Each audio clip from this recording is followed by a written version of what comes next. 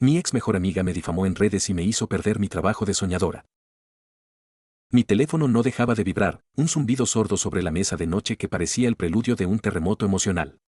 Cuando finalmente estiré la mano para ver la pantalla, lo primero que vi fue un mensaje de mi jefa, Mónica, a las 6:15 de la mañana: explícame esto ahora mismo o ni te molestes en venir a la oficina, estamos en medio de una crisis de relaciones públicas por tu culpa. Sentí un frío glacial recorriéndome la espalda mientras abría el enlace que acompañaba el mensaje. Era un hilo de Twitter con más de 50.000 retweets donde mi ex mejor amiga, Sofía, me exponía como una depredadora de ideas, una manipuladora y una estafadora que le había robado toda su marca personal para conseguir mi puesto en la agencia. Aquellas palabras, cargadas de un veneno que no creía posible en alguien a quien llamé hermana por 10 años, me dejaron sin aire. Sofía no solo me estaba insultando, había fabricado capturas de pantalla, editado correos electrónicos y narrado una historia donde yo era la villana perfecta que se aprovechaba de su buen corazón. Lo que el mundo no sabía era que todo ese ataque era la represalia de una mujer despechada porque, después de años de ser su cajero automático personal, finalmente le había dicho que no podía prestarle más dinero para sus lujos innecesarios. En menos de una hora, mi reputación, mi carrera de 7 años en marketing digital y mi paz mental se habían ido al caño por un hilo viral lleno de mentiras meticulosamente diseñadas para destruirme. Yo amaba mi trabajo. Era el puesto de mis sueños en una de las agencias de marketing más importantes del país, manejando cuentas internacionales y liderando estrategias de contenido que ganaban premios. Me había costado noches sin dormir, mudanzas a ciudades que no conocía y un sacrificio personal inmenso. Sofía, por el contrario, siempre había saltado de un proyecto a otro sin éxito, culpando al mundo de sus fracasos. Yo siempre estuve ahí para ella, pagando sus cenas, prestándole para la renta y dándole consejos profesionales que ella nunca seguía. Pero el día que le pedí que me devolviera los últimos $500 porque necesitaba pagar una urgencia médica de mi perro, algo en ella se rompió. Eres una egoísta, Lucía. Todo lo que tienes me lo debes a mí porque yo te inspiré, me gritó antes de bloquearme. 3 días después, el hilo viral estalló. Llegué a la oficina con los ojos hinchados de tanto llorar, esperando poder explicarme, pero la seguridad ya tenía mis cosas en una caja de cartón en la recepción. Mónica ni siquiera me recibió en su despacho. Me enviaron un correo de recursos humanos diciendo que mi contrato quedaba rescindido de inmediato por daño irreversible a la imagen de la empresa y violación de los códigos éticos. La cultura de la cancelación me había alcanzado antes de que pudiera desayunar. Salí del edificio bajo la mirada juiciosa de mis ahores compañeros, esos mismos que ayer me pedían consejos y hoy bajaban la cabeza para no ser asociados con la chica del hilo de Twitter. El regreso a mi departamento fue un viaje al mismísimo infierno. Mi nombre era tendencia. Extraños me enviaban amenazas de muerte por mensajes directos, marcas con las que colaboraba de forma independiente me enviaban correos cancelando contratos y mis amigos de la universidad, esos que conocían mi trayectoria, me bloquearon o publicaron indirectas sumándose al linchamiento social. El aislamiento fue inmediato y brutal.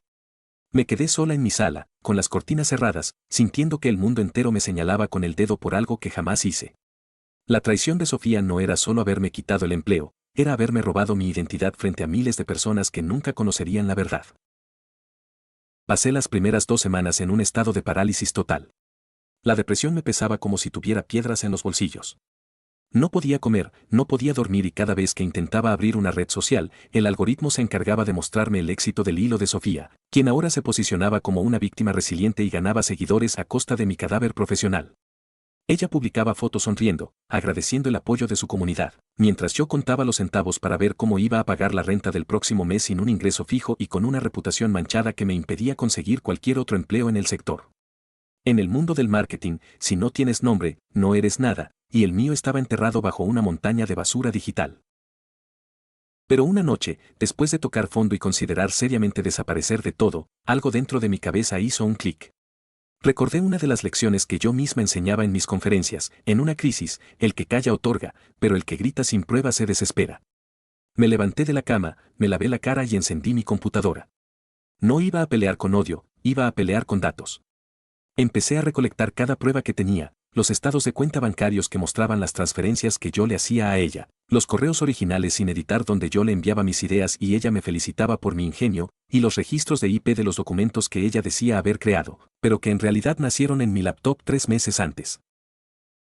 Me di cuenta de que Sofía había cometido errores técnicos de principiante en sus falsificaciones. Había editado fechas usando fuentes de texto que no correspondían a los sistemas operativos de los correos, y en su afán de hacerme quedar mal, había incluido capturas de supuestas conversaciones mías que ocurrían en días en los que yo ni siquiera tenía conexión a Internet por estar en vuelos transatlánticos de trabajo. Tenía las pruebas, pero sabía que lanzarlas en un momento de furia no serviría de nada. Tenía que reconstruirme desde las cenizas, no solo defenderme, sino crear algo nuevo que ella nunca pudiera tocar. Decidí que no iba a intentar recuperar mi antiguo trabajo. Ese lugar me había dado la espalda sin preguntarme, y yo merecía algo mejor. Decidí abrir una nueva cuenta, una marca personal desde cero, pero esta vez con una transparencia radical. Mi primer video no fue un ataque directo, fue una explicación calmada de cómo la desinformación puede destruir una vida. Mostré los documentos originales, las transferencias de dinero que ella nunca mencionó y, sobre todo, hablé desde el dolor de la traición. No pedí que la cancelaran a ella, pedí que la gente aprendiera a verificar antes de odiar. Al principio, el odio persistía. Los trolls pagados por ella o simplemente gente aburrida me llenaban de comentarios negativos, pero poco a poco, la marea empezó a cambiar. Especialistas en ciberseguridad y otros profesionales de marketing empezaron a notar las inconsistencias que yo señalaba. Un hilo de un experto analizando las capturas de Sofía se volvió viral, confirmando que ella había manipulado las imágenes. La verdad, aunque más lenta que la mentira, tiene un peso que termina por hundir cualquier engaño. Mientras mi verdad salía a la luz, empecé a trabajar como freelance desde la clandestinidad de mi hogar. Al no tener la carga de una oficina, empecé a cobrar menos pero a entregar resultados el doble de efectivos para pequeñas emprendedoras que, como yo, habían sido subestimadas. Mi enfoque cambió, ya no quería las grandes cuentas internacionales llenas de gente falsa, quería ayudar a mujeres reales a construir negocios sólidos. Mi nueva agencia, a la que llamé Resiliencia Digital, nació del barro y del llanto, pero creció con una fuerza que me asustó.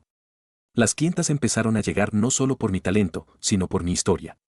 Se sentían identificadas con alguien que había sido golpeada por la vida y se había levantado sola. Sofía, mientras tanto, empezó a cavar su propia tumba. Al ganar tantos seguidores de forma repentina basada en una mentira, la presión por mantener su personaje la volvió errática. Empezó a ofrecer servicios de consultoría que no sabía ejecutar, porque claro, las ideas siempre habían sido mías, no de ella. Sus clientes empezaron a quejarse de su falta de profesionalismo, de sus entregas mediocres y de su actitud defensiva. El mundo empezó a ver que la víctima no tenía ni idea de cómo hacer el trabajo que supuestamente yo le había robado.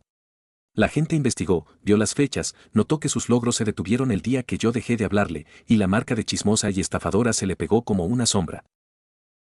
Hubo un momento clave que cambió todo. Una de las marcas más grandes con las que yo trabajaba en mi antiguo empleo me contactó por privado. Mónica, mi antigua jefa, me pidió una reunión por videollamada. Durante la llamada, la vi nerviosa, avergonzada. Me confesó que habían perdido millones en contratos tras mi salida porque nadie en el equipo sabía manejar las cuentas como yo, y que se habían dado cuenta de que el hilo de Sofía era falso. Me ofreció mi puesto de vuelta, con un aumento de sueldo y una disculpa pública en las redes de la agencia. Me quedé en silencio unos segundos, mirando mi oficina improvisada en mi sala, donde ahora tenía 3 asistentes trabajando conmigo de forma remota y una cartera de clientas que me adoraban. Gracias, Mónica, le dije con una calma que me sorprendió a mí misma, pero ya no encajo en una estructura que prefiere sacrificar a sus talentos antes de investigar la verdad. Mi agencia está facturando más de lo que ustedes me ofrecieron y, lo más importante, aquí soy dueña de mi nombre. Colgué la llamada sintiendo que una tonelada de peso se desprendía de mis hombros. Ese fue el cierre que necesitaba. Hoy, mi vida es un sueño que construí con mis propias manos. Tengo mi agencia de contenido digital funcionando al 100%, imparto talleres sobre ética en redes sociales y me he convertido en un referente para quienes sufren acoso cibernético. Mi comunidad no es solo gente que me sigue, es un escudo de personas que valoran la integridad por encima del escándalo. Ya no me escondo, ya no cierro las cortinas. Al contrario, mi historia es mi mayor activo. ¿Y Sofía? Ella sigue intentando ser relevante. Sus redes sociales son un cementerio de publicaciones tristes con apenas 3 o 4 comentarios de gente que aún no se entera de quién es ella realmente. Perdió sus patrocinios, perdió sus supuestos amigos influyentes y ahora publica indirectas sobre la envidia y la mala suerte que nadie se molesta en leer. Se quedó estancada en el mismo odio que intentó usar para destruirme, mientras yo usé ese mismo odio como abono para mi jardín. Cada vez que recibo un correo de una nueva clienta diciendo te busco porque sé que eres una mujer de palabra, sonrío. El camino fue doloroso, perdí mi trabajo de ensueño, pero gané una vida que vale mucho más. Aprendí que la gente que te deja de lado cuando el agua se pone turbia nunca mereció estar en tu barco y que la mejor venganza no es devolver el golpe, sino florecer tanto que tu luz sea insoportable para quienes quisieron verte a oscuras. Hoy vivo mi mejor vida mientras ella carga con el peso de su propia envidia y el vacío de una pantalla que ya no le devuelve el eco. La traición me rompió, es verdad, pero las piezas que recogí eran de oro, y con ellas armé una versión de mí misma que nada ni nadie podrá volver a quebrar. La libertad de ser dueña de tu verdad es el ascenso más grande que cualquier profesional pueda recibir. ¿Alguna vez una amiga te traicionó por envidia o dinero y trató de arruinar tu reputación? Cuéntame en comentarios, tu historia podría ser la próxima. Hay historias que duelen y otras que sanan. Síguenos para más relatos como este.